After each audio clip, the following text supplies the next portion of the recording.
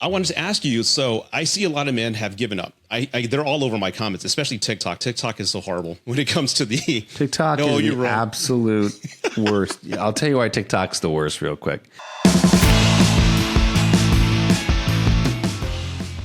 Well, everybody, I have Tripp Kramer here with Tripp Advice. And I have to admit, I was listening to this guy's podcast about 4 years ago when I started dating. I got divorced in 2016. Totally different world from the 90s. And I'm like, okay, things are completely different from what I remember. So I started listening to a few podcasts around 2018, 2019. And I saw your podcast and I would cut my grass to what your shows. And I'm like, this guy's making a lot of sense. So I was like, you know what? I'm going to implement some of that into my dating world. And you know what? It worked. So again, thanks for being here. And everybody here is Tripp Kramer. How you doing, sir? I'm doing fantastic, man. Thanks for having me. No problem. So I understand you've been coaching for about 12 years now, right? 13 in about 6 days. 6 days. Wow. So how did you get in this whole world of dating advice? Yeah, well, I like to say I was who our coaching clients are. Mm-hmm. I am a former shy guy, really just not really great with women, friend zoned all the time my whole life. And so when I was in my early to mid 20s, I was really kind of in a situation where I was forced to learn this. When I say this, I mean understanding women, understanding attraction, understanding flirting.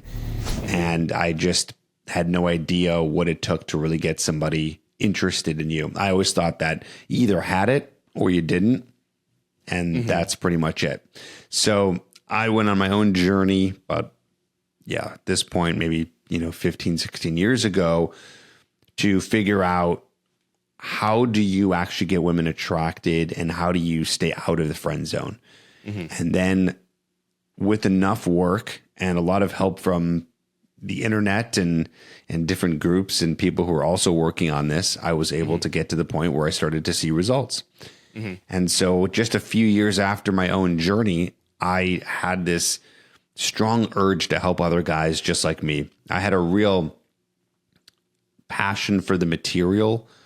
And because I was a guy who never thought I'd be able to have good results with women, I was even that much more passionate because then I did get good results. And I was like, man, guys should really know how to do this. And at the time, there wasn't a lot of good information out there. Like the information out there was very weird, creepy pickup stuff where like some stuff was okay, but the other stuff was just a little strange. Like pickup artist sort of material. Yeah. And I'm not bashing it because that's where I learned from. And there's a lot of good stuff in there. That's stuff that I still teach. But then there's just part of it that wasn't really that great. So I was like, okay, from the results that I was getting, I was like, I have a feeling that I could help guys in my own way and teaching it in my own manner. And so I started a podcast, not the one I have now, is like another one. And we were doing that podcast, me and a buddy of mine, and I started going through the motions of, okay, how do you coach men? Like, okay, I got results in my life, but how do I get men to the point where they can get results? Guys who are not, your typical good looking guys. So I was going through the motions of the podcast. We started to get people results. People were emailing in like, thanks for all the advice. I got a girlfriend. And that just gave me the confidence then to say, hey, you know what?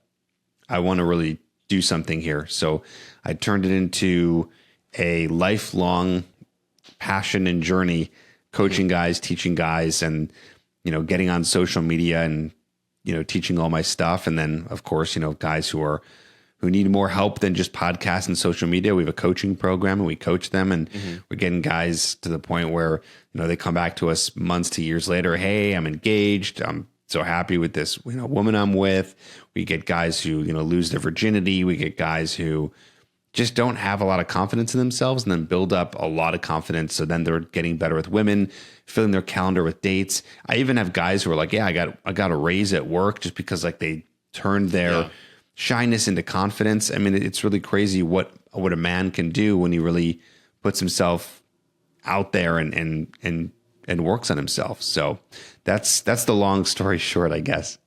No, it's a great story. And again, coming from the 90s, because I got married at 21 in 1999. So I dated in the 90s and then started dating in 2016 when dating apps were all here. And I saw a lot of emphasis, especially going to the coaching advice.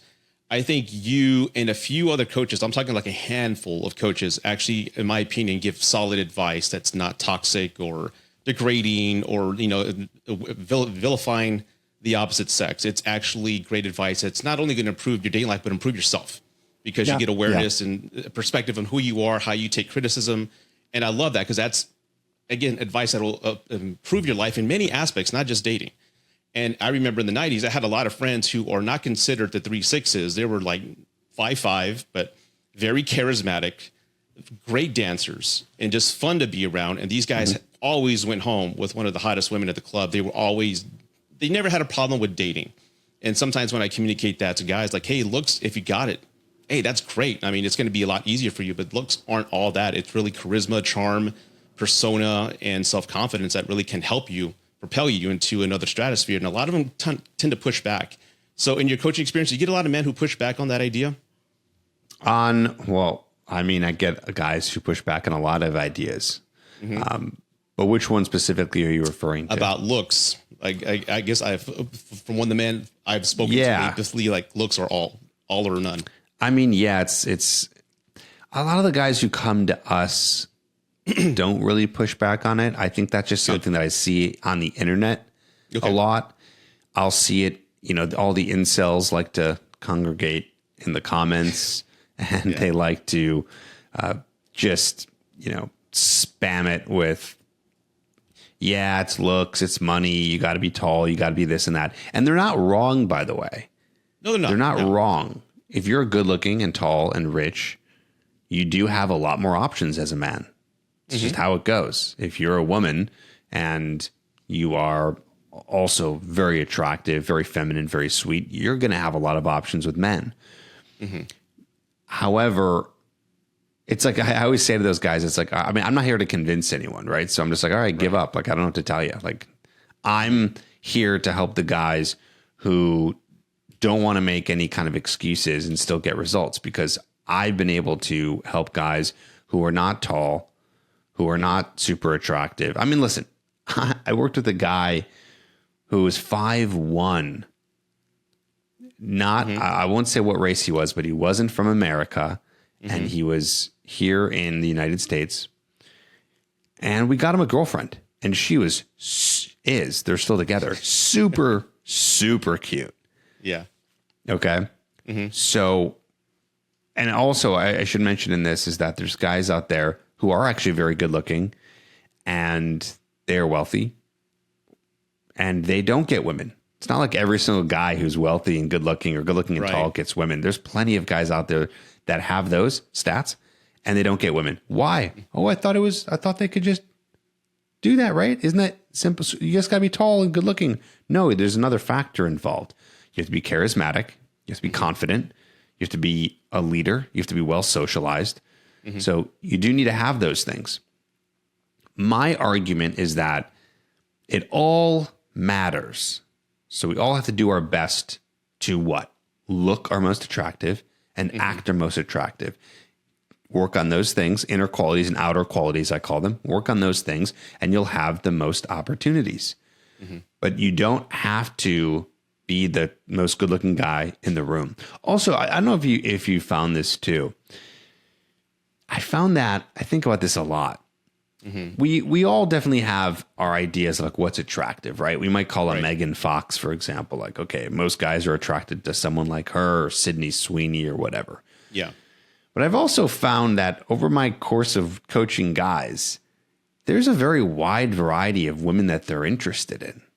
I don't have a lot of guys coming to me being like, I need to marry a Victoria's Secret model. They might send me a girl. They're like, oh, this girl's super cute. I'm so interested in her. And I'm like, I don't find her that attractive. Doesn't matter to me though. I don't share that information with them. It's about who and what they're attracted to. So there's all kinds of women out there who they can be with. And, it doesn't mean that they're going to get shot down. Yeah. So a few men that I coach, I used to do a lot of coaching early on and I kind of pulled back. So I only do a handful, but most of the men that come to me, they hardly bring up looks. They say they want a woman who is funny. It's great to be around, who takes an interest in their interests, doesn't belittle them, and is a great listener and is just a wonderful person to bring them peace. I hardly ever get a guy that says he wants the IG model or like is somebody who's a BBL and all these other things. So most guys come and say they're looking for those personality attributes. And of course, beauty, I think attraction is very important when it comes to dating somebody. You have to be attracted to them to have a successful relationship. Definitely. But at the same time, I've dated myself 9s and 10s, as guys call it, and they're some of the worst people I've ever met in my life. Very self-centered, and that's a huge turnoff. But you can also date, and I hate using these words like a 6 or 7, but they're a wonderful person, and you love being around them, and that's who you're attracted to because there's just a great person to be around. So again, you're right. Beauty is in the eye of the beholder, and it just whatever makes you happy, and that you want to invite that to you. I think that's great. Everyone's preferences are different. Yeah, yeah. I wanted to ask you. So I see a lot of men have given up. They're all over my comments, especially TikTok. TikTok is so horrible when it comes to the TikTok. No, is the absolute worst. I'll tell you why TikTok's the worst real quick. Go ahead. It's because, so this is why TikTok is the best and the worst. Yeah. It's because all of our content is so discoverable that they're going to put your content in front of people who might not want to view your content. And so that's good because then you can get more views, you can get more followers, and it can really grow whatever you're trying to grow on the internet. But the bad part about that is you're going to get all these people who this content is not for. So it's completely out of context for them. And then they start just bashing the hell out of you. And of course, we all know that the haters are much louder. Like, for example, I just put out a video the other day called, it was like, older men can still date younger women. Okay. So who is that video for? That's for, that's for older men in their 30s, 40s, 50s, 60s, even 70s who want to date younger women. Yeah. Just women who are younger than them. But then you get all these comments like, this guy's a creep, this guy's a pedo. Oh my God. Like he's talking about dating, underage girls. What are they talking about? No, that's not what I'm saying at all. No. So it just gets out of context and you end up reaching the wrong people and you get a bunch of hate. But that's just how it is. You saw that video? And I read the comments too. And okay. So you know what I'm talking about. Exactly. Because when I started dating again, I was 39 when I started dating, and I'm 47. I'm 46 now. And I was shocked at how many younger women were attracted to me. I was dating women as young as 23. I didn't want to go younger than that, but 23, 28 was the norm. And I'm in my 39. And again, they were pursuing me on dating apps or in public. And I was like, what's going on? Is this weird? I'm like, no, they're adults. But again, what they told me was that they just wanted a man who had his shit together, who was mature and didn't bring them any drama. A lot of the times, a lot of guys say, well, they just want you for the money. No, a lot of times they just wanted to hang out around the house and just rest and relax and watch movies. They were tired of all the bullshit and drama out there. And they wanted a mature man. So I was like, okay, great. My fiance is 10 years younger than me. So my wife is 7 years younger than me. 7 years. Oh, congratulations. By the way, I didn't know you were married. I knew you were. I know you've said it before you're married, but again, you're one of the coaches that I love that actually says, hey, my advice works. Look, I'm married. It works when coaches are out there giving advice and they're not even in a relationship. I'm like, oh, okay, well. Yeah, I mean, I think it's funny. I won't name any names if anyone's specific, but I just find it funny when I don't see any coaches even show pictures of their wife, their girlfriend. I mean, listen, if they're single and they're kind of playing the field, that's fine. That's one thing. But I know a lot of these coaches are not. A lot of these coaches are in relationships. And why are so few people showing who they're with? I don't know. That's strange. I don't get it either. But anyway, I showcase my fiance all the time. Like, hey, look, we're happy. We're doing things. So yeah, because again, the advice works. But going back to TikTok, I've seen a lot of men saying they've given up on dating. They totally just stopped. Now they're going out on their own. So is dating worth it nowadays for men? Oh yeah. Back to that. Okay. Yeah. I mean, listen, absolutely. I wasn't around in the 50s and 60s and 70s, so maybe I'm completely off base here. But for men, it's always been a challenge. Oh, yeah. It just seems like right now it's really hard, which it is.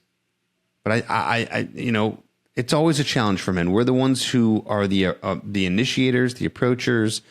We're the ones who are kind of at default in this chase mode, which I try to teach guys and coach guys out of that. So yes, it's really hard right now, but it's always been hard, and you just have to adapt to the times. So right. Whether this is 30 years ago or today, you just have to adapt, and you have to figure out, okay, well, what does work today? And things do work. My point is that yes, it's worth it. And actually, it's funny, now I'm talking about this out loud. I'm making new connections. I don't know, maybe people think it's harder, because one, we have the internet, so we can hear everyone talking, and everyone else is saying, you hear everyone else saying it's hard. And then you're just like, yeah, it's hard. And then it's like, wow, you just had this idea that it's like hard because you keep on hearing it, and it keeps on being reinforced in your mind all the time, because you're having a hard time, and so is everyone else, and it kind of blows it up.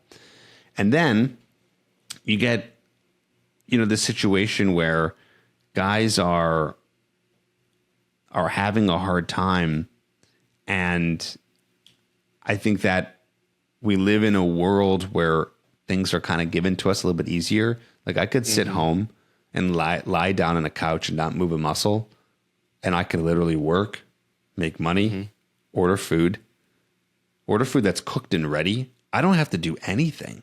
I don't have to go to the store to get toilet paper if I don't want to. You can meet women.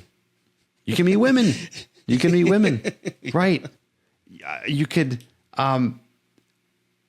literally do anything that you need to do to survive and thrive. Yeah. So what does that mean? That means we live in and by the way, what are we doing in between all that time? We're getting all the dopamine from the TikTok and from YouTube and from Instagram. And so we live in this world of like, things should be easy. So I think that has also made this situation seemingly more worse, because we want a little bit more of that quick fix. We want things to be easy. Now, that being said, I do still think it's challenging. So I'm not saying here like, guys, you're a bunch of idiots, this is easy. No, you're not idiots. You're on the money. It still is hard. Is it worth it? Yeah, it's always been worth it. You just have to do it correctly. Yeah, you don't want to get married to a person who's going to be the wrong person for you. Yeah. You don't want to settle with that, because then, of course, divorce, and that's just a disaster financially, emotionally. Oh, yeah. If you have kids, I can't even imagine what that's like. It's horrible. Yeah, it's horrible. Mm-hmm. So, yeah, there's risks involved. But I also know that some guys don't want to necessarily just do that. They want to just kind of hook up and play the field, and all that's fine too. But is it worth it? Yeah, because what's the other answer? I don't know what the other answer is. First of all, this passport bros stuff, like I can't hop on board with that either. I mean, listen, I don't care. I'm not going to be like, if someone's doing that, I'm not going to be like, you're an idiot. Go ahead, do whatever you want to do. Mm-hmm. But there's a lot of guys out there, that's not a sustainable thing. For a guy out there who can make that work, more power to you. Go ahead and go abroad and I don't know, do whatever you're trying to do. But for most guys who live in America, that's not an option. Right. Okay, so what's the next option? Giving up? Okay, you're going to be very lonely. What, masturbating all the time? That's not going to help you either. Right. That's going to become an addiction. And you're eventually not going to feel too fulfilled by looking at screens for connection. Yeah. So what's the next step? Those are the two options that seem to be communicated the most. Is either leave the country, because the U.S. is just, there's no good women at all in the continental United States. It's multicultural. And the melting pot that the U.S. is, there's no good women here in the U.S., so they have to leave the country or be alone. I hear that all the time in my comments, and it breaks my heart, because I'm going to go old man on you for a second, because in the 90s, right, I think the biggest difference between guys in the 90s and now is that back then we weren't afraid of failure. We weren't afraid of rejection, because you couldn't meet a woman on an app. You had to go up to them. You had to smell good, look good, have, be a great conversationalist, and just charm them up to even get a number, to even give a chance to dates. And you got rejected a lot. That we didn't take it personal. I don't know how to describe that, but we just didn't. Okay, it didn't work. To each their own. We didn't call them a slut or a lesbian if they rejected us. We just went our own way. Good night. And I'll even say this too. Even probably in the 90s, if you weren't going and doing cold approach and like, okay, I have to meet a woman, you would be putting yourself in situations where you would have social events happening. So you would be like, all right, I'm with my friend's friends and there's this girl, and you'd be like, exactly, I have to take my shot or else this is all I got. This is, it's either now or never. We'd hype you up and support you. And if you got rejected, hey, don't worry about it. It's cool, man. It's cool. There was like a big pool of guys who just supported each other. There was no animosity. So it was a great, in a way, brotherhood. And I wish a lot of guys would experience that or weren't afraid of rejection, because it's just part of life, man. There's risk in anything. In relationships. I like that you said that too. It was like brotherhood. Yeah. It's really difficult nowadays to find that brotherhood. And it does exist online. But you need to search it out. And you need to have people who are there for you and supporting you and helping you. Like, I have a community on Facebook. It's a private Facebook group. It's 2,100 guys right now. And it's amazing. Like, these guys are awesome. And we're picking each other up, helping each other, working through all that stuff. It's like, that is what's really key. Because now, you might have a friend who's also just doing online dating, but you want to go and approach women and they're too shy. And what are you going to do? You're really on your own. Like, I like what you said there. Like, you're on your own a lot these days as a man. Yeah, it's a shame. And again, from my experience as well, going into the dating world in 2016, I honestly found it easier. And I know this is my experience and I don't speak for everybody, but I found it easier, like we just touched on, that I didn't have to get dressed up, look good, and have my cologne and go to a public place and meet women. I can just put a profile together on my phone while playing Call of Duty and just meet women online. And I found myself to have a lot of success on a dating app. And that's just my experience. But in your coaching experience, why are so many men unsuccessful with dating apps nowadays? It's just because everyone's on the dating apps and the competition is fierce, and we only have the superficial ways of attraction on dating apps. So if you're a man who is not typically good looking, or you're not tall, or you don't have a well-off job, I mean, that's it. All you have, and that, by the way, that's another reason why every guy is saying you need money, looks, and status. That's because they're only thinking about online dating, which they're right. Yeah, they're right. Like, the guys who do have the money, look, status are crushing it online, but that's few and far between, because there's only a small pool of men who have all those statistics, and they're doing very well with women. So with online dating, it's become harder because now everyone's on there. Right. And also women are getting a false representation of what their value is. So, for example, I agree with that. If you're a woman who's not that attractive and you don't have a lot of things going for you, per se, physically or on the superficial level, you'll still start a dating app. And because of the nature of human mating, that woman will still get a lot of attention. She'll still get a lot of attention. Oh, yeah. Whereas a guy who's an equivalent to maybe her, let's say like a 6 out of 10 on the attractiveness scale, he'll get 0. So guys have to work much harder to get attention on the apps. And I will admit, some guys can do the very best they can, because there's only so far you can go on a dating app. Yeah. You can only look your best. There's a ceiling, right? So you can have the best pictures and do your best and have the best profile, and you'll still get some results, but it still might be very difficult. Therefore, those guys are going to have to go out and actually approach women and make that work. But yeah, that's why it's hard. The competition's high, and you're not able as a man to utilize your behavioral traits that women are going to be very attracted to on a dating app. Because women are attracted to confidence and charisma, sociability. You can't show any of that on a dating app. You can show 0 of that. So that's what makes it really tough. I'm going to share what worked for me. I understood that women, for whatever reason, they love these detective, killer crime shows. Like, women love solving puzzles. They love putting things together. So what I decided to do is they love the murder mysteries. shows. Yeah, everything's murder mysteries nowadays. And what I decided to do was I love movies, obviously. I review movies on this site, so I have a lot of movies in the background. So I'm like, okay, I can't attract all women, so I'm just going to go specifically to the movie-loving woman.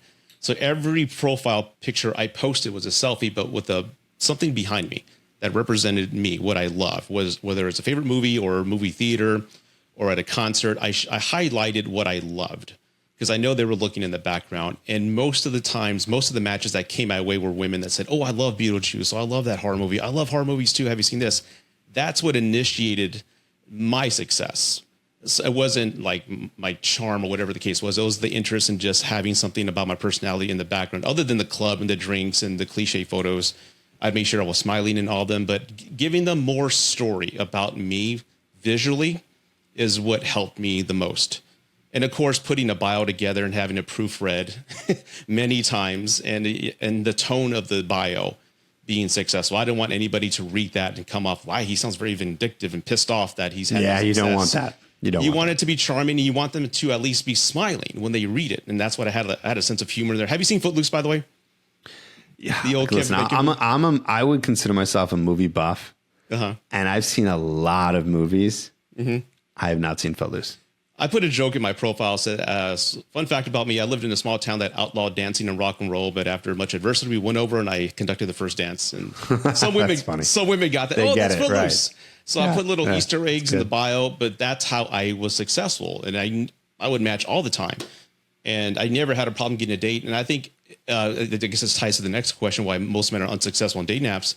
I think if they maybe put more of a fun or more of a story in their bio, maybe that would help. I'm not saying that would turn things around, but I think if most guys put more effort, because I've actually, for my first year doing this, I did some audits on profiles, and most guys just want to put the profile up within the night. I'm like, no, this takes time. You need to exactly. It's horrible. Good advice. Yes. Yeah. If you download the app on Sunday and then your profile's up Monday, no, you rushed it. So let's look at some better photos. Let's rewrite this bio, and then it worked. But that's just my opinion on that. Just more story, more visualizations about who you are. Sell yourself. And again, that's what worked for me. Totally. Don't underestimate the power of pictures. A lot of guys don't have great pictures of themselves. They don't. Women do. They take a lot of pictures. Oh, tons of them. Men don't. So you need to go get professional photos. And I kid you not. So I'll give you an example of a client we worked with. By the way, a good looking guy, a tall guy, 6'1", a doctor. Whoa. Okay. Had all this stuff going for him. And he got okay results online. He wasn't like dead in the water. He did get results. But when we worked with him, I said, all right, we're going to do a professional photo shoot. You're going to get a haircut. You're going to not take selfie photos in the mirror. In the restroom, in the mirror. Yeah, exactly. This kind of far away, artistic, blurry hipster shot that just didn't make him look that great. With his long hair. Nothing wrong with long hair, by the way, but it just didn't work with him.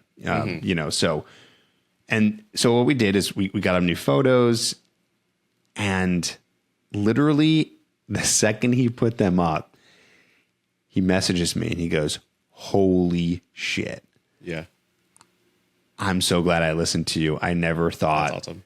It could be like this." And again, I know that this guy already has some things going from Dr. 6'1" and all those things.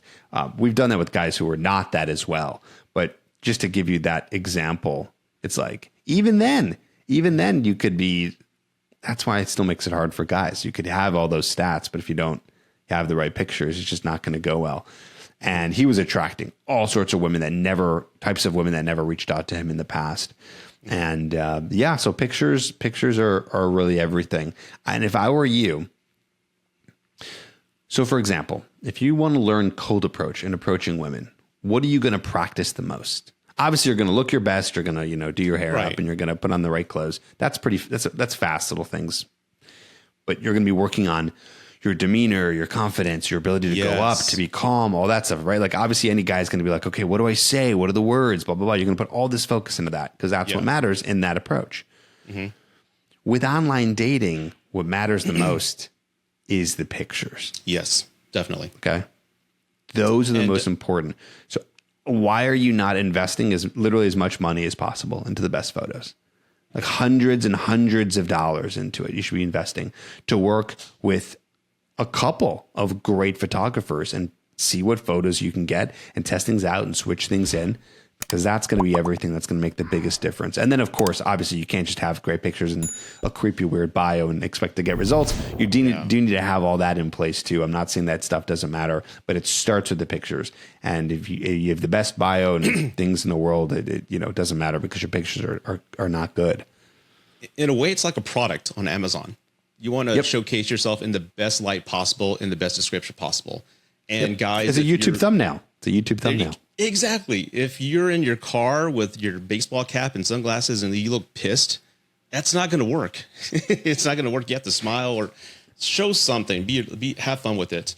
And that takes it to my next question. Once a guy does succeed and he gets a match, like what I hated, and again, this is a 90s guy coming in the 2000s dating. I hated my first impression being a text, because I loved going up to women old fashioned way, and just saying, hello, my name is Rudy, or talking, having a conversation. I win people over better face to face. So I actually sucked for a while with that text, that first initial text. So what's the best way to start a conversation once you've matched with a woman?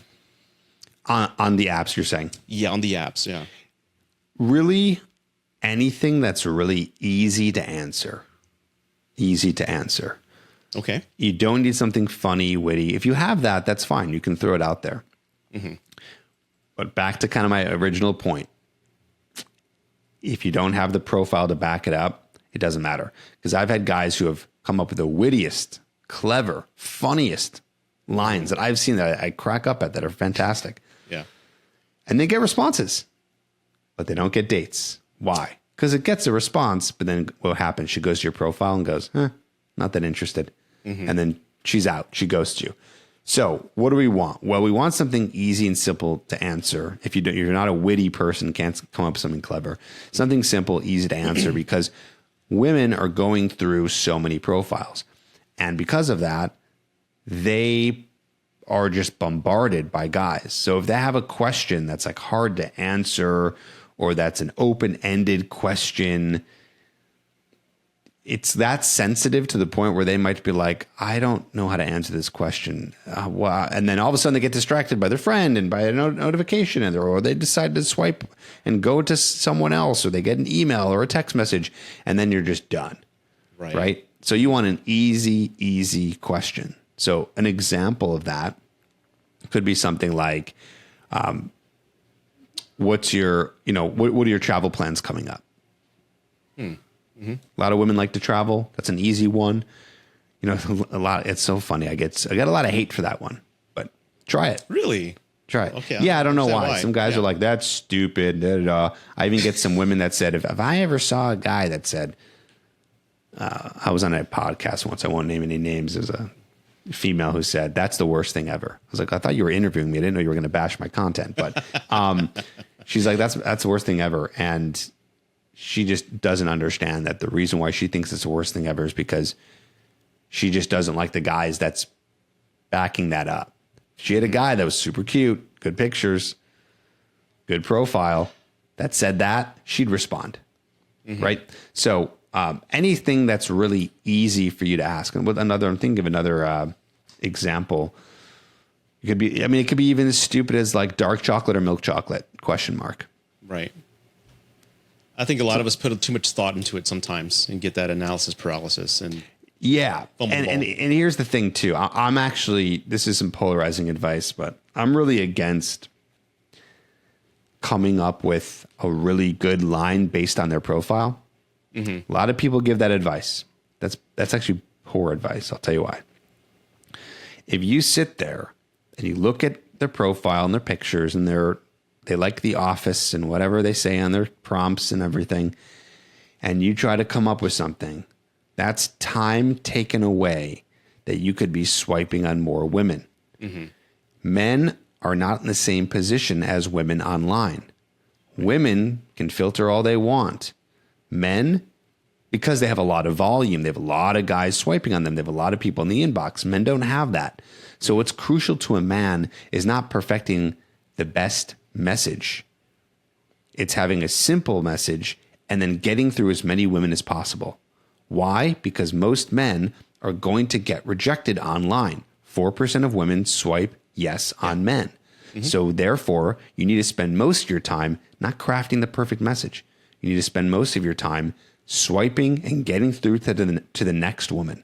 So then you can get the volume in, and you can spend a good hour having messaged, let's say, 50 women versus, 15 or 20 with the best message. Right. Because at the end of the day, the message isn't the most important thing anyways. It's the profile. Yeah, I agree. And I get asked that question as well. Even my son, who's 17, he's like, how do I go up and approach a woman? And I'm like, you can't give him a script, because a lot of people expect a script on what to say verbatim, but every situation is different. Every person's different. And I always advise guys, and I kind of use this on dating apps as well. Everybody has a what's it on them, like something on them or something in the background that screams their identity or something about themselves. And I love tattoos. I have a sleeve of a Superman sleeve I'm working on. And each image is an event in my life. So this is going to be a comic book storyboard of my life. That's cool. My story. So whenever I would see a woman online or in public and they had a tattoo, I know a lot of artists, and I'd always ask, what's the story behind that rose or behind that cross? And that would get them talking, because it's something personal to them and special to them. Sometimes they just said, I was drunk and I just got it. And I'm like, oh, okay. But sometimes they just went into detail, like, oh, this was like my brother. We're this and that, and that's sort of the conversation. And if you go in my opinion, with a non-sexual approach and something, like, hey, you're genuinely interested in something about them that's personal to them, some barriers come down and they share more with you. So that's what I used as well, just something on them, whether it was a shirt or a band they had on, a graphic tee, but especially tattoos. That was always what I went with. So I always tell my son, just go with what they are, what's in front of them, and just, again, being comfortable in your own skin is another big sell. But again, going back to that conversation, that's kind of what I used. It was find something about them. Sure. I still think that takes a little while. I still think that adds more time into it. But I'll tell you what. Yeah. If you're into tattoos and that sounds like a great opener online for tattoos. Mm-hmm. I would go into, I don't have an Android, so I don't know what they have for this, but I know for iPhones, you can make a shortcut off of a text message that whatever it is that you write. So for example, you could put like, I don't know, literally any word you want. Let's say you just write the word TAT. So if you write TAT and then you set it up where that can just, once you type TAT in your phone, it comes up with that whole message. And you just press the space bar and then boom, it instantly has that whatever you want. In this case, it could be the opener of what's the story behind that. So you could literally be scrolling and go, oh, girl with a tattoo. Boom. What's the story behind that tattoo, or whatever it is. I'm all about efficiency in order to get more volume.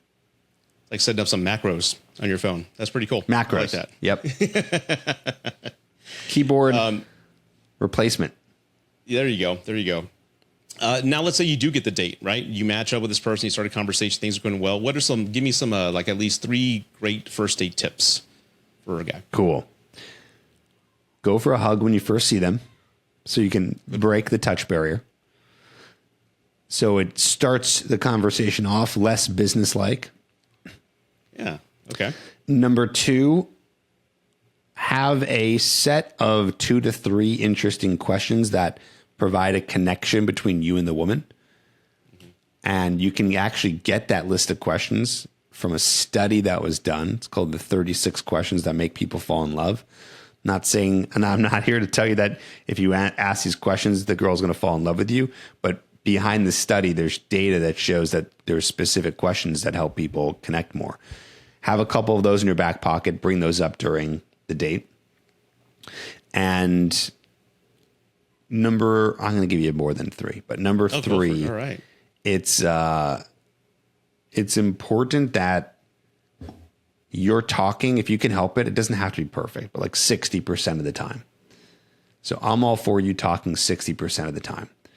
So that way she gets to know you. It's really easy for guys to walk into a date with a chatty Cathy, and she just goes and goes and goes, and guys go, this is easy. This is great. I can just sit back and nod and ask questions and yada, yada. But the problem is you don't want to take advantage of that. That's going to hurt you. Woman's going to walk away from the date thinking, I really didn't know much about that guy. And that's because you didn't you didn't get yourself in there. So definitely make sure you're talking. Now, not to juxtapose what I just said here, but even though you're doing 60% of the talking, make sure you're not divulging every single thing about yourself. Yes. Mm-hmm. Okay. So, and of course you can just talk about anything. It doesn't have to be about you, but you want to remain a little bit of a mystery. So there's more for you to talk about when it comes to who you are as time goes on. Mm-hmm. And then at the end of the date, if you find that you liked her, not if you think if she likes you or not, because you don't know, you'll never know. At the end of the date, I've been on plenty of dates where I'm convinced she doesn't want to see me again because of her body language, the way she was acting during the date. I had a date once. The girl didn't ask me one question. It was brutal. Okay. Yeah. Terrible conversationalist. And at the end, I was like, well, I definitely don't want to see her. And I was also thinking, I'm sure she doesn't want to see me either. She didn't seem interested on the date. What do you know? She wanted to see me again. Point is you can't judge based on the date. So therefore, you want to go for a kiss at the end based on whether or not you are interested in them. Mm-hmm. They might reject you. They might not. But no girl has ever rejected a guy because they went for a kiss. Mm-hmm. So you have nothing to lose. They could like you, not be ready for the kiss, and reject the kiss. That doesn't mean they don't like you. So I guess this all begs the question, okay, Tripp, well, how do you know if a girl then likes you? What's the tell? It's very simple. Do you know the answer? Yeah. Well, based on my experience, yeah. It's the energy and a vibe that really worked with me. You good? I'm sorry. I thought you had to go. It's the energy and vibe that worked for me. I always prefer dates. Like I would never have dinner. Dinners, no, not for first date. I would prefer like a bar lounge, somewhere dark and dim and somewhere cool where we can just talk. And then if we hit it off dates, dinner would be the next one or so forth. But it was really just an energy, eye contact. And if she initiated physical contact first, like if her knee started touching my knee, she broke down the barrier. I'm like, okay. And then she's like, oh, you're so funny. Starts touching me. And like, okay, I'm starting to feel this. But again, it's just a vibe and a feeling. And this is going to sound odd, but I let them initiate the contact first. Like once they started touching me and moving in, I knew that was my move to make. But I was waiting for that signal first. But again, it's odd to say because it's tough to describe, but it's a vibe and a feeling and a chemistry that you have with one another. Yeah. I'll make it even simpler. Okay. Ready for this one? Sure, go ahead. I mean, all the stuff you said isn't wrong. It's not wrong. Yeah. You're right. But I'll make it even more simple. She just agrees to see you again. Oh, there you go. That's it. That's how you know. That's how you know if a girl likes you. Mm-hmm. So if guys ever ask me the question, like, how do I tell if a girl likes me? Or how do I know if this girl likes me? It's binary. Okay, it's binary. Black and white. There's only two roads. She agrees to see you or she doesn't. Mm-hmm. So if she's looking at your Instagram story, she's responding to your text messages, she's sending you nudes, I don't care what she's doing. Yeah. If she's not agreeing to go on a date with you, she's not interested. Now there's a one extra part to this, because you could be in the friend zone, right? You could be in a situation where it's like, Tripp told me if the girl sees me again, she likes me, but you're in the friend zone. So yeah, she's willing to see you all the time because you're a good friend. So the next part is she's willing to physically escalate with you. Oh yeah. Mm-hmm. So she sees you, you guys can eventually get to the point where you're physically escalating, then great. So if you go on a first date and you don't get a kiss, but she agrees to see you again, and then on the second or third date, here comes the kiss, and now you guys are getting physical with each other, eventually maybe having sex. Mm-hmm. That's it. She's interested. Yeah, definitely. I don't know if you touched on this. I believe you have. I haven't heard the episode yet, but one compliment that I heard that turns out to be from what other female coaches have told me is the greatest thing a woman can tell you is that a lot of women told me when I was dating them or on a first date, Rudy, you make me feel safe. And I didn't know what that meant. Was like, what do you mean? Like, I'm thinking guys were maybe just too forceful with them. Like, no, it's nothing regarding physical danger. It's you're coming and making me just feel like I could be myself. And I guess what they told me was I went in not expecting, I never went into a date expecting to hook up. Like if it did, great. But that wasn't on my expectations. I wasn't dating a woman and hoping she would be my future wife. I was just going in with the flow of the evening and said, we'll see where the evening goes, and just play it by ear. I was just very relaxed and listened to them, made them laugh. And I spoke well about my ex-wife because we have a great co-parenting relationship. It was just, I had no expectations, I guess, is what I was doing. And a lot of women kept telling me you make me feel safe. And that was a shock to me because, again, I just had never heard of that. And I didn't know that was a compliment. So I guess for guys out there, I guess if I can relay this to it as advice, is just, I guess, going with no expectations and going with no ideas of like, this could be a future Mrs. whatever, just kind of enjoying the moment and living in the now, I think is the best advice I can give guys out there, and just go with what the evening takes you. Cool. I like it. Yeah, I agree. Safety is huge. I want the guys to be careful too. If she's saying that to you, but you guys have not been physical yet, that's not this, Yeah. Yeah, she feels safe, but she feels safe because you're her friend. So, True.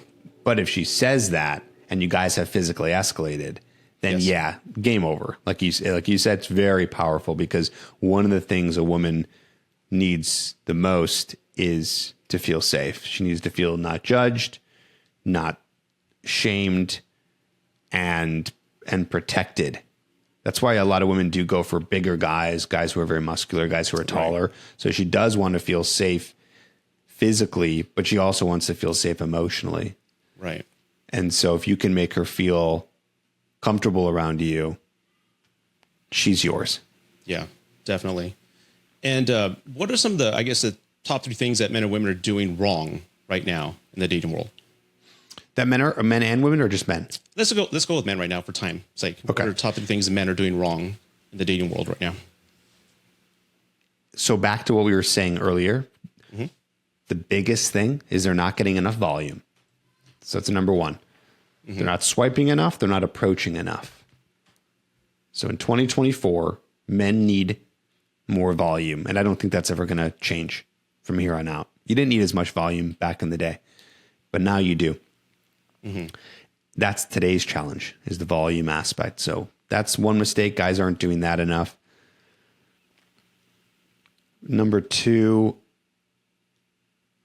I would say it's kind of like a sub part to my first one of not enough volume, is they're not getting enough volume because they're judging themselves too much.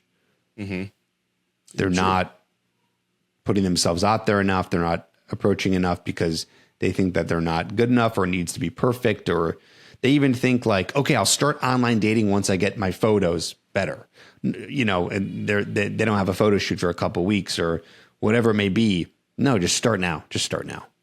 Yeah. You don't need to save anything. Just get the habit going, so great advice. I would say that's number 2, even though it's kind of like number 1. Other mistakes with dating. Don't ask women what they bring to the table. Okay. It's a little early, so my head's not working as well as I want it to, and I don't drink coffee. So I'm going to piggyback off that. Okay. Yeah. Another mistake. This is a big one. Yeah, they're not vetting properly. Okay. They're not vetting properly. So that means that they are going, oh, this girl's cute. And they give her, and the sex is great, and they give her a ton of chances. And that's their basis of, is this woman good enough? But you need to be making sure that you're avoiding any red flags. Yeah. Women who party too much, drugs, alcohol, daddy issues, girls who don't have friends, women who are very pessimistic or just complain a lot, overly negative kind of women. Oh, yeah. Women who don't have good relationships with their parents. And if they don't, at least they have women who have gotten psychological help to deal with that. Yes. And then also having your I call it the 3 non-negotiables. So 3 things that you're looking for when you're on a date with a woman that you're looking for. What are the 3 things to you? And that could be anything. The more specific, the better. So it might be like, oh, I want a Christian girl. I want a Jewish girl. I want a black girl. It could be, I want a woman who wants, this is actually a really important one, who wants kids or a woman who does not want kids, depending on what you want. So that's a really important non-negotiable. It could be a woman who is super active because you're an active person. So you want someone to do those things with. Maybe you want a girl who's like a gamer. Like you wanted a woman you had a great non-negotiable, who's into movies. Yeah. Right? Yeah, that was your non-negotiable. That was fantastic. So, and then you got to be ruthless with it. Okay? You got to be ruthless. You can't be like, well, okay, she's not really into movies, but gosh, she's my perfect type. She's so cute. Nope. I'm guilty of that. I've made that mistake plenty of times. Ton. Yeah. I made the mistake with every person other than the woman I'm with right now. So I've made 99% of my time I've made that mistake. Just because this is the challenge. We're guys and we're men. Yeah, like she's got a great ass. Well, I have my standards, but I can compromise those because she's you just end up compromising a lot. Women do the same thing too. Oh yeah, women are both men and women, but I'm going to point out women a little bit more on this. Women are really bad at vetting. They're really bad at vetting, and that's their main goal. So they have to be really good at that. I agree. They have to work on their challenge is, does this guy want me for a hookup or does he want me for something more? So they have to really work on that. Guys don't have to usually work on that. I'd say most women, if not all, are interested in a relationship. So that part's easy, but you have to know what kind of woman is this? What do you want? And that's where dating can be fun. Go into your first date with your first dates that you're going on with some ideas of your non-negotiables, and they might change and they might evolve over, a couple of months, and that's fine. And you'll learn what you like. And I'm so glad you said that, because I think a lot of guys and maybe women, a lot of people have forgotten to have fun on a date. I mean, they're going, and I've seen some guys approaching a date like a business transaction. What do you bring to the table? All these other things that they're getting advice from, which is horrible. But I think a lot of people are at the core are forgetting to have fun with each other. I mean, there's nervous, maybe there's expectations, like I said, but just have fun, enjoy the now, enjoy that moment with that person, because you may not get a second date, you may not, I don't know, or it could be the origin, that story you tell. How did you meet? Oh, we went here, but have fun in the now and enjoy it. I think a lot of people just forgot to do that. I'm gonna blame it's the morning and it's early and my brain's not all there, but I want to add that piece of advice to my earlier advice when you're asking me about first date tips, because that's crucial. Just enjoy it. Enjoy it. Because ideally you're a man who's volume, right? Volume. So you're a man who's going on a lot of dates. Well, this is going to get really tiring, really annoying, really fast if you're not at least enjoying it, because most women, either you're not going to like them and they're not going to like you. So try to enjoy meeting people, learning about people, getting curious about people, and just having a good time. And not only does that help you through the process, that actually makes you more attractive. And like you were just kind of saying. Definitely. And that takes me to my next question. I saw a video. I didn't play it because I purposely wanted to ask you this, but you had a video like how do women select men? So can you talk about that for a bit? How do women select men? Yes. So they're selecting men based on behavioral traits and outer qualities. Makes sense. Okay. Very simple. So you need to groom yourself properly. You need a haircut that matches the shape of your face.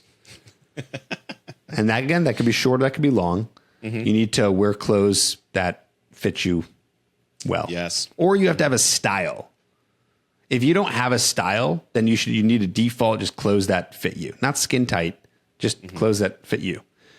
Otherwise, you need to have a style. So it's okay if you have like a rocker style, or if you have like a cowboy style, like that's fine. All that stuff is great. That's going to be very polarizing. You're going to attract some women who are going to be really into that. So either you have a style, or you're going to be wearing any mixture of gray, black, white, fitted clothes to make this process faster for you to look your best. Okay, moving on. That's all looks. Now, inner qualities, behavioral traits.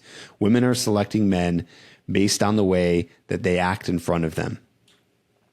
Their confidence, their comfortability. Are they talking to them like a normal person, or is the guy super shy? Is he a guy who seems like he has his life together? He's got a good job, doesn't live in a basement with his parents. You know, as a man, I think men don't have a high enough bar for themselves. I would agree with that. The bar should be higher for your life, not to get women. Women will be one of the many wonderful results from having a high bar for your life. In fact, this is inspiring me. I think in my next podcast, I'm going to talk about this specifically. Okay. So having a high bar, meaning trying to have the best life possible, going to the gym, working out, looking your best, making plans with friends, being a leader in either your community or your friend group, creating plans, not waiting for things to happen. You make things happen, offering value instead of trying to take value, working on your charisma. Yes. Charisma. Thank you. There's no other shows talk about that. It's always money. You can have all the money in the world, but if you're a dick, no one's going to want to be around you. You got to have that charisma and charm. Definitely. Yes. It's a lost art that people don't talk about enough, in my opinion. Absolutely. How are you going to work on your charisma? Simply put, the best actionable advice here is get comfortable talking to more people and not being afraid to censor yourself and filter yourself. Yeah. That's going to be the best. I've told young men who say, I can't talk to anybody. I'm like, start with the cashier at the gas station. It doesn't have to be a woman. Just get in the habit of talking to people checking out at the grocery store. Like, hey, how's your day? And just start there and just build. And before you know it, your confidence will grow up and then you can transition to women. But again, don't view the woman as like, oh my God, she's a beautiful woman. Just treat her as a person and not an object. And just, you'll grow from there. But it starts with baby steps and confidence. Like talk to the cashier, whatever you need to do to get started. Yep, exactly. Yeah. So that's it. I mean, you work on all that and you're going to be way further ahead than wherever you are now. Yeah. And I know you have a hard out at 1 hour. We're approaching that, so I'll end it here. But Tripp, again, like I said, the dating world is a complex organism in of itself, and there's a lot of horrible advice out there. I'm not going to name names, but there is a lot of shit advice out there. And as an older man looking at how young men think and listening to some of these coaches, it breaks my heart because these guys are going to find out years later that, you know what I thought was important is not going to get me what I want. So you're one of the few coaches out there that's actually helping men not only be successful with women, but how to be successful men themselves and how to improve their persona, how to grow. And like kind of tying to your advice earlier, I've told young men before, in your 20s, getting laid isn't a flex. It's having your shit together that is. So your advice kind of like supports that. And I want to thank you for doing what you do. Again, you're doing amazing work in helping men. And I respect that 100%, sir. Thanks, man. I appreciate that. I'll say this to all the guys out there. Here's how you know if a guy is a man or a woman is a good coach. So if you're looking to hire a coach or you just want people to follow online, whether it's one of us two or anyone else, I'll tell you how to do it. Use the tips that they say. Put it into practice. Okay, that's step one. So you're never really going to know if someone's good unless you actually, don't just say, oh, I resonate with that. Try it. Yes. Try it. And then you'll know if the person's giving good advice. Okay, that's step one. Step two, here's an important part. Guys don't think about this enough. Again, I think this is the low bar thing. The advice that you get should be simple. I'm not saying it should be easy. It should be simple. So if you're listening to a coach or anyone out there, some guru, and it sounds like good advice, and you even use it and it gets good results, ask yourself, like, how simple was that? So, for example, when I was learning from back in the day, all there was around back in the day was pickup artists. Mm-hmm. So that was my only option for people to learn from. You know what was really annoying? It was very complicated advice, very intricate systems and attraction methods and tips and techniques. And God, it was a lot. It was just a lot. And I even see, again, not naming any names, for people I see on like Instagram and all over who are like, okay, guys, Here's how you approach at the gym versus a grocery store versus a bar versus a club versus a sidewalk. And listen, I'm not saying that's bad advice. It could be good advice. You might use that advice and it might work. But God, you're really going to have to go out there and memorize every single way to approach a girl, depending on where she's sitting, who she's with, what she's looking at, what location she's in. Or do you want some really simple advice? You have 1 or 2 lines that you could use every single time. Yeah. So just be careful. Try to find the people who have simple advice. And by the way, it goes back to my first thing. Simple means you're probably going to use it. Yeah. And then you can see if you get results. So it all kind of ties into each other. Anyway, that's awesome. That's my advice for you. Awesome. And real quick, I did see something. Maybe you want to promote. You're doing like a road show. I saw you're going to be in Austin. I'm in San Antonio. It's like, hey, that's close by. But you're doing a road show. Is that right? Yeah. So okay, it's not a road show, but it definitely looks like it. So I have a team of coaches. We are doing boot camps. They're called boot camps, approach boot camps, and they're happening all over the country. We're even expanding it to Europe as well. We have one in London, and so we have coaches who are flying to all those different cities on different dates. And you get the option to pick, depending on what city you're in, where you want to fly out to. We have dates all over and some cities all over at different dates where you can join us in a boot camp and we take you out and we coach you on how to approach women in person. So we work on body language, verbal escalation, physical escalation, opening, getting over your approach anxiety, being more comfortable around women. We just had one in Vegas. Mm-hmm. The results were insane. Some guys took some girls home. Other guys just breaking through their approach anxiety, getting over their shyness. It was awesome. So this is not like a 2024 tour. This is something that I plan to have ongoing for many, many years, where we'll be in a city near you where you can join. And it's always going to be like a small boot camp, not like 10 or 15 guys, like 5 to 7 guys, small group with a coach helping you with approaching.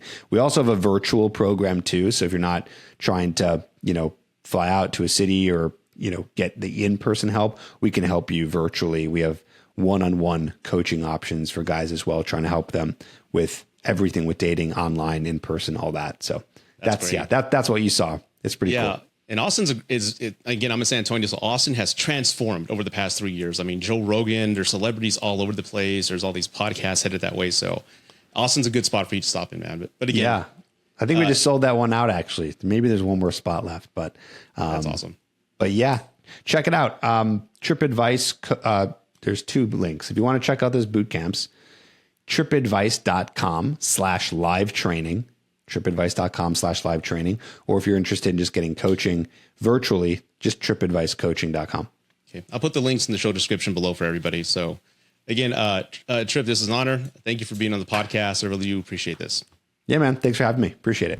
I want to thank you for watching. If you haven't done so already, please follow the show on whatever platform you're listening on. If you're watching on YouTube, please hit the subscribe button, like the video, and also leave some comments. Let me know if you thought the information in this video was helpful in any way. Also, keep in mind I have an entire catalog of other episodes regarding cheating, life after divorce, dating after divorce, how to survive a breakup, all listed there for your help.